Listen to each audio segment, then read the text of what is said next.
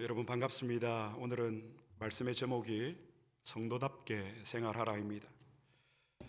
우리가 신앙생활을 흔히 순례의 길이라고 이야기를 합니다.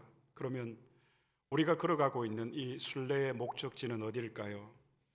당연히 하나님 나라입니다. 그러면 우리의 순례의 목적지인 하나님 나라의 핵심은 무엇일까요, 여러분? 바로 예수 그리스도의 마음입니다.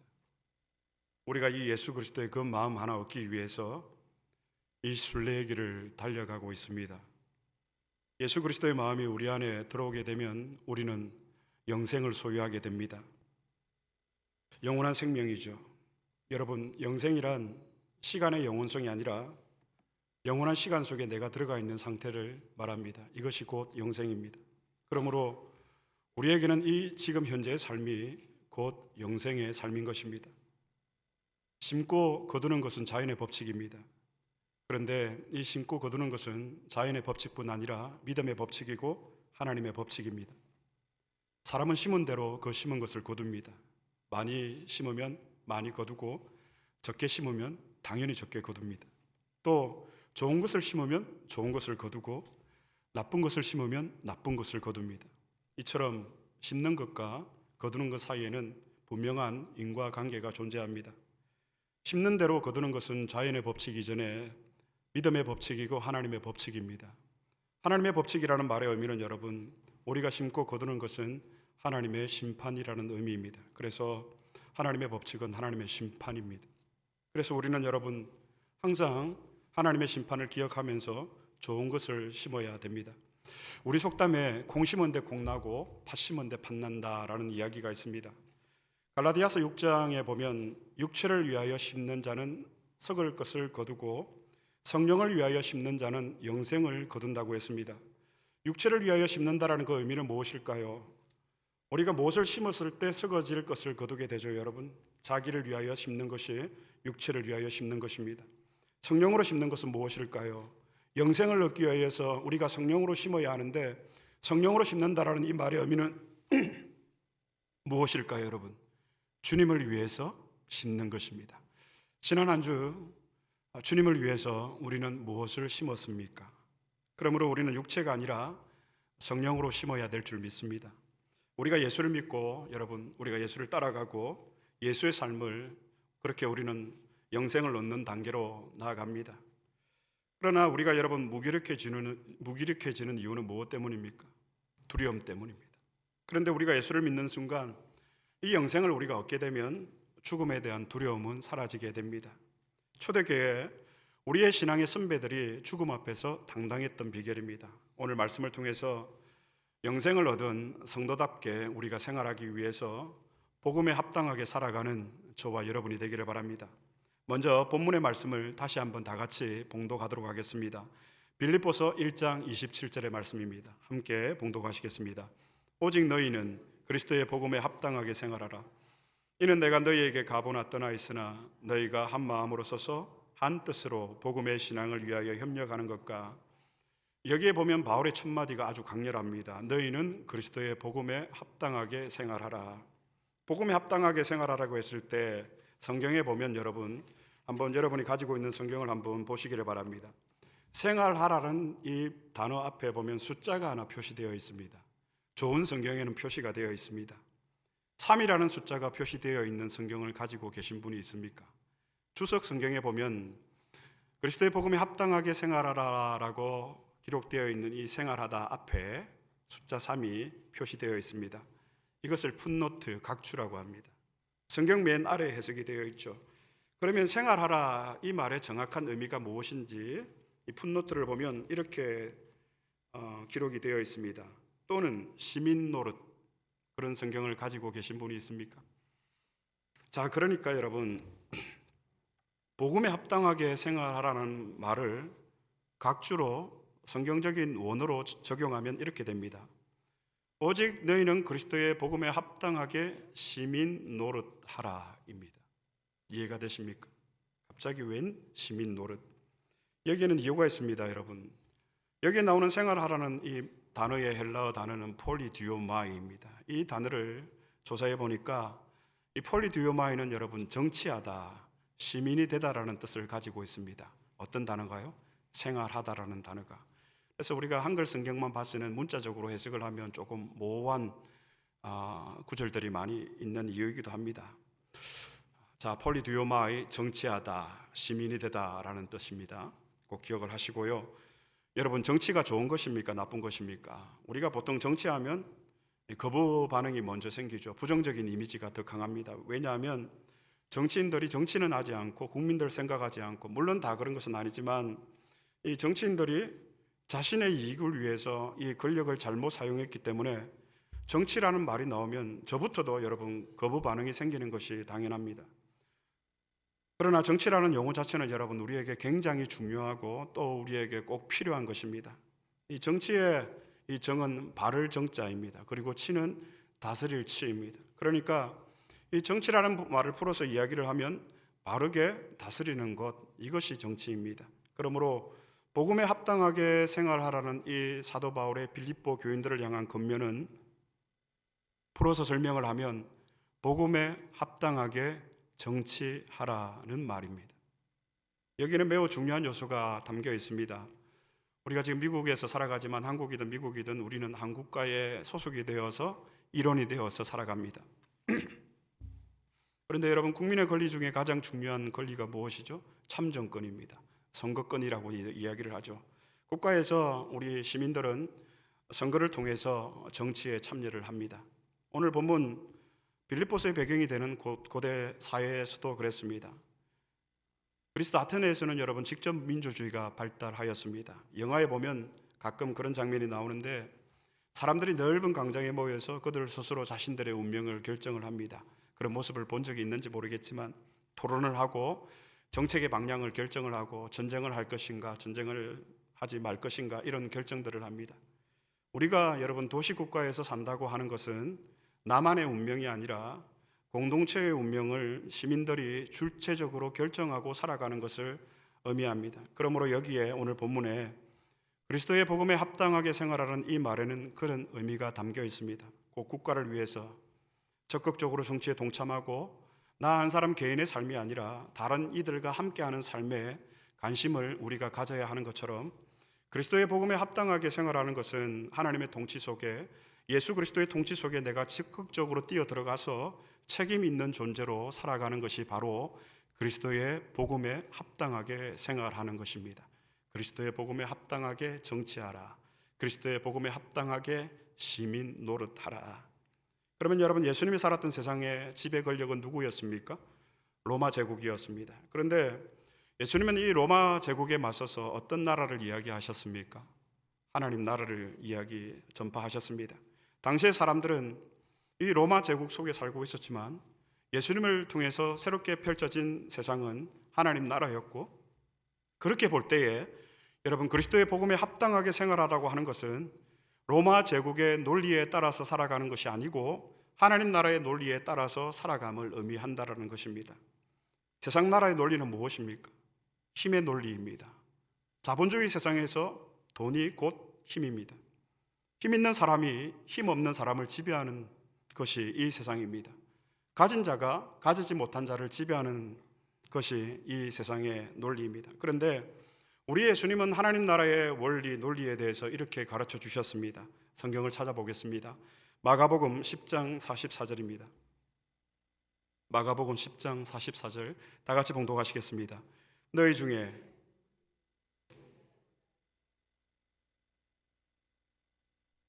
여러분, 하나님 나라에서는 가장 높은 사람이 어떤 사람입니까? 섬기는 자가 하나님 나라에서는 가장 높은 사람입니다. 우리가 이걸 모르지는 않는데 우리가 왜 어리석게 그렇게 살아갈까요, 여러분? 그러므로 하나님 나라는 힘의 논리가 아니라 사랑의 논리입니다. 하나님 나라와 세상 나라는 완전히 다른 방식입니다. 결국 그리스도의 복음에 합당하게 생활하는 것은 여러분 성도답게 오늘 말씀의 제목처럼 생활하는 것이란 철저하게 다른 방식의 삶을 살아내는 것을 의미합니다. 하지만 오늘 우리가 살고 있는 이 사회에는 하나님 나라의 질서와 세상 나라의 질서 가운데 어떤 것이 더 강력합니까? 세상 나라의 논리가 더 강력합니다. 그러나 여러분, 우리가 예수님을 믿고 우리가 영생을 소유했다라는 말은 이제 내가 더 이상 세상 나라의 논리를 따라서 살아가는 것이 아니라 예수 그리스도를 따라서 하나님 나라의 논리를 따라서 살아가는 것이고, 그리고 설상 내가 가진 것이 있고 힘이 좀 있다고 하더라도 그 힘을 가지고 누군가를 억압하는 것이 아니라 그 힘을 우리는 어떻게 사용해야 됩니까? 하나님 나라를 위해서 사용해야 한다는 겁니다. 그리고 이어서 사도 바울은 본문에서 계속해서 이야기를 하고 있는데 같은 개념을 3번씩이나 강조하고 있습니다. 오늘 본문의 말씀을 다시 한번 우리가 봉독해 보도록 하겠습니다. 빌립보서 1장 27절 말씀 다 함께 봉독하시겠습니다. 오직 너희는 그리스도의 복음에 합당하게 생활하라. 이는 내가 너희에게 가보나 떠나 있으나 너희가 한 마음으로 서서 한 뜻으로 복음의 신앙을 위하여 협력하는 것과, 한 마음으로 서서 한 뜻으로 복음의 신앙을 위하여 협력하는 것과. 왜 사도 바울이 이렇게 같은 이야기를 3번이나 강조를 했을까요? 아이들에게 말을 길게 하면 어떻게 반응합니까? 짧게 얘기해 주세요. 본론만 얘기해 주세요. 결론만 얘기해 주세요. 그냥 단순하게 사도 바울도 마찬가지로 한 마음을 가지십시오. 아니면 한 뜻을 품으십시오. 협력하십시오. 그렇게 한번 빌립보 교인들에게 건면할 수 있었을 텐데 왜 3번씩이란 동일한 내용을 이렇게 강조를 했을까요? 여러분, 성경에 여백이 많아서 바울이 그렇게 강조를 했을까요? 여기에는 중요한 이유가 있습니다. 여러분, 사탄이 교회를 어떻게 무너뜨릴까요? 사탄은 교회의 분열을 조장을 합니다. 이것이 사탄의 전략이고 사탄의 노림수입니다. 우리는 그리스도의 몸입니다. 그러므로 교회의 분열은 그리스도의 몸이 다시금 찢어지는 것임을 여러분 잊지 마시기를 바랍니다. 즉 사탄은 그리스도의 몸을 찢는 데 사력을 다할 것입니다. 초대교회 가운데 고린도 교회만큼 은혜와 은사가 넘쳤던 교회는 없었습니다. 고린도 교회는 은혜와 은사가 넘쳐났습니다. 반면 고린도 교회에 무엇이 없었습니까? 그들에게는 은사는 넘쳐났지만 영혼에 대한 뜨거운 사랑은 없었습니다. 그래서 사도 바울은 고린도전서 12장 마지막 절 31절에서 너희가 더 큰 은사를 사모하라라고 12장을 마무리를 하면서 이어지는 고린도전서 13장에서 그 유명한 사랑장을 기록했습니다. 여러분, 은사 중에 가장 큰 은사는 사랑입니다. 우리는 그동안 이 은사의 다양성에 대해서 잘못된 이해와 잘못된 적용을 해왔습니다. 교회 안에서 쉽게 볼 수 있는 현상은 여러분 가운데 우리가 은사의 다양성을 가지고 우열을 매기는 거예요. 등급을 매기는 거예요. 어떤 직분이 가장 높고 어떤 은사가 가장 귀하고, 이런 물음들이 여러분 은사에 대한 우리의 잘못된 오해들입니다. 하나님은 주님의 몸된 교회를 위해서 분명히 다양한 은사들을 주십니다. 그리고 그 다양한 은사들을 통해서 그리스도의 한 몸을 이루게 하시고 하나님의 구원의 역사를 이루어가게 하십니다. 그런데 역설적이지만 이 사탄은 교회의 은혜와 은사를 통해서, 즉 우리가 은혜를 받고 은사를 받게 함으로 교회의 분열을 조장한다라는 것이 고린도 교회가 우리에게 주는 교훈입니다. 너무 은혜가 많고 은사가 넘쳐납니다. 그런데 그 은사가 성도들 간에, 교인들 간에 경쟁이 되고 나의 자랑이 되기 쉽습니다. 이런 함정에 고린도 교회가 무너진 것입니다. 그래서 여러분, 은혜도 은사도 마찬가지지만 우리가 이것을 겸손하게 받을 때 그 은혜와 그 은사가 완성되는 것이지, 하나님이 주신 이 은사가 개인의 자랑거리가 되고 하나님 주신 은혜가 개인에게만 머물러 있으면 결국 그리스도의 몸이 다시 찢어지는 그런 결과를 맞게 된다는 것입니다. 그래서 사도 바울은 한 마음으로 한 뜻으로 협력하십시오 라고 강조하고 있는 것입니다. 우리 여성분들이 제일 싫어하는 얘기 중에, 남성들이 하는 얘기 중에 축구 얘기라고 하던데, 축구 얘기를 잠시 하겠습니다. 지금 카타르에서 아시안컵 대회가 진행 중에 있습니다. 한국이 졸전 끝에 16강에 진출했습니다. 이를 두고 한 한국팀에 대한 평가가 마음에 와닿았습니다. 한국에 지금 코치를 맡고 있는 차두리라는 코치가 한 말입니다. 한국은 좋은 선수만 있지 좋은 팀은 아니다. 즉 좋은 선수만 있는 것과 좋은 팀은 다르다라는 이야기를 했습니다. 아시다시피 현재 한국 팀에는 여러분 세계적인 선수들이 참 많이 있습니다. 그러나 이 세계적인 선수들이 원팀, 한 팀을 이루지 못했다라는 평가를 받고 있습니다. 한 마음으로, 한 뜻으로 협력하지 못했다라는, 뭉치지 못했다라는 냉정한 평가입니다. 원팀이 되지 못했다라는 거예요. 교회도 그런 곳입니다. 교회에서 스타 플레이어가 나오는 것만큼 위험한 것은 없습니다. 목사든 직분자든 그 누구도 교회 안에서 자신의 권리나 주권을 행사하는 순간 교회는 힘들어집니다. 원팀이 될 수가 없습니다. 화려하지 않고 우리가 좀 유명하지 않아도 조금 우리가 실력이 모자라고 조금 부족하지만 오늘 이 빌립보 교인들을 향한 바울의 권면처럼 한 마음으로 한 뜻으로 협력하는 것이 바로 교회임을 믿습니다. 여러분, 우리는 종종 교회를 위해서 내가 무엇인가를 할 수 있다라고 생각을 합니다. 그럴 때 우리는 중심을 잃어버리기 쉽습니다. 우리는 개인의 탁월함을 가지고 신앙생활을 해나가는 것이 아니라 그리스도의 한 몸이 되어서 그리스도의 몸의 일원이 되어서 그리스도의 몸에 소속이 되어서 한 마음 한 뜻으로 협력해야 됩니다.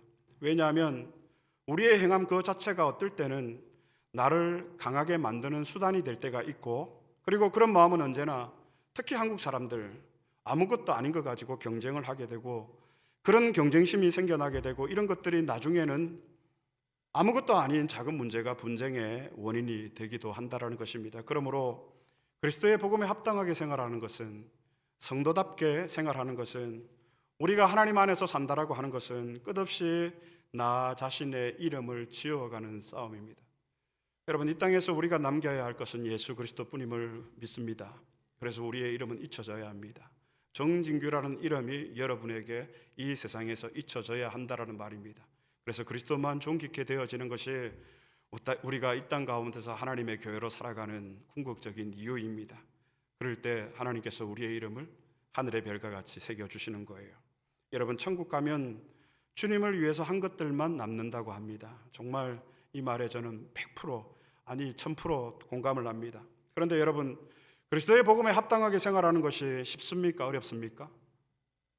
결코 쉽지 않습니다. 그래서 바울은 성도답게 생활하기 위해서 그리스도의 복음에 합당하게 정치하고 시민 노릇하기 위해서 무엇이라고 권면합니까? 한 마음으로 한 뜻으로 협력하라고 이야기합니다. 여러분, 지상에서 보면 한 마음과 한 뜻으로 협력하는 기관은 바로 교회뿐입니다. 우리가 사회생활을 하고 직장을 다니지만 직장이 나를 힘들게 하고 직장이 나와 마음을 맞지 않으면 우리는 퇴사를 하거나 이직을 합니다. 그러나 교회는 그런 곳이 아닙니다. 한 마음과 한 뜻으로 협력하는 그리스도의 한 몸을 이루어가는 곳이 바로 교회입니다. 사도 바울이 교회의 필요를 강조하고 있는 것입니다. 결과적으로 복음에 합당한 삶이란 성도답게 생활하기 위해서 우리는 누구의 어디에 도움을 받아야 할까요? 교회를 통해서, 교회의 도움을 통해서, 교회의 돌봄을 통해서 복음에 합당하게 살아가는 것, 성도답게 생활하는 것이 가능하다라고 바울이 이야기를 하고 있는 것입니다.